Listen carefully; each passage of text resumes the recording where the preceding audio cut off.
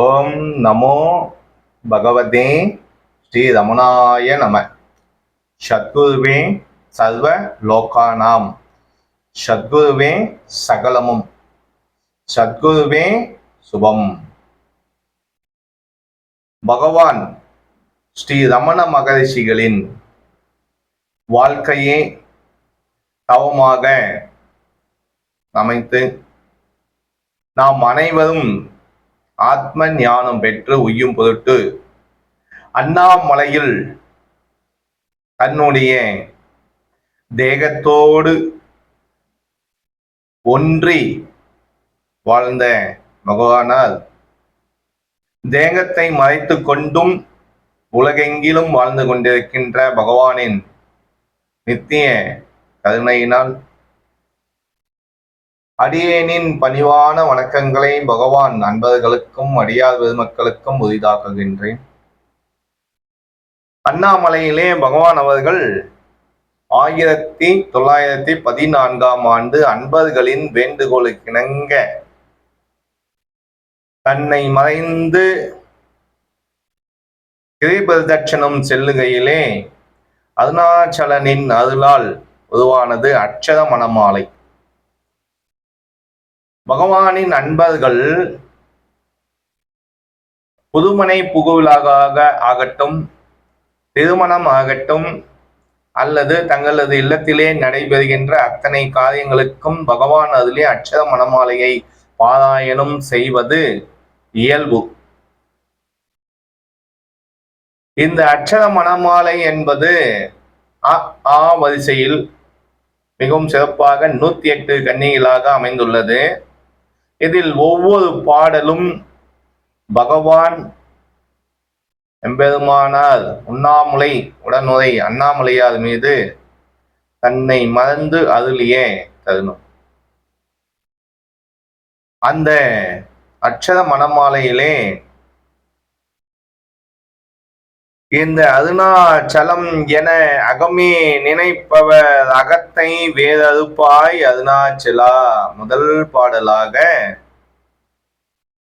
பகவான் அருளியுள்ளார்.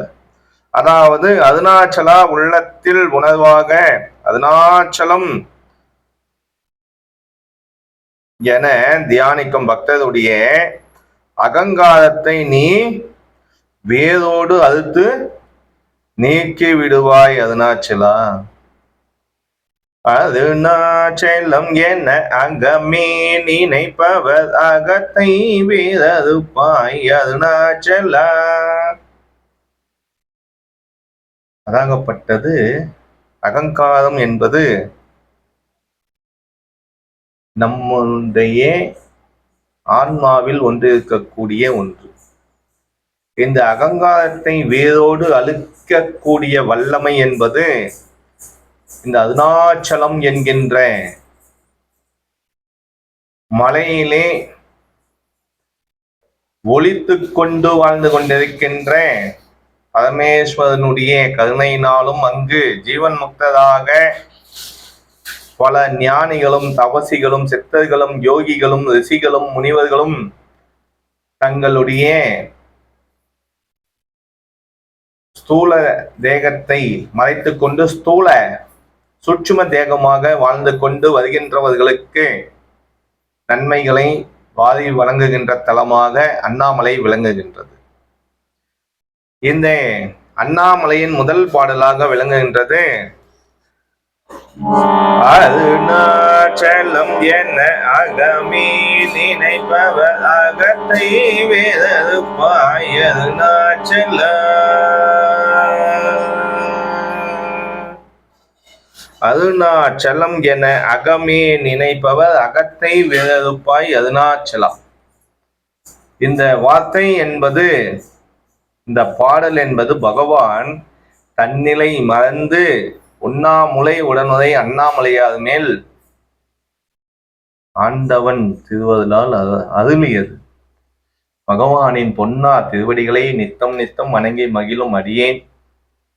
திருச்சிற்றம்பலம். ஓம் நமோ பகவதே ஸ்ரீ ரமணாய நம. சத்குருவே சர்வ லோகானாம். குருவருள் திருவருள் வாய்க்கும் என்பது நிதர்சன உண்மை. அந்த வகையிலே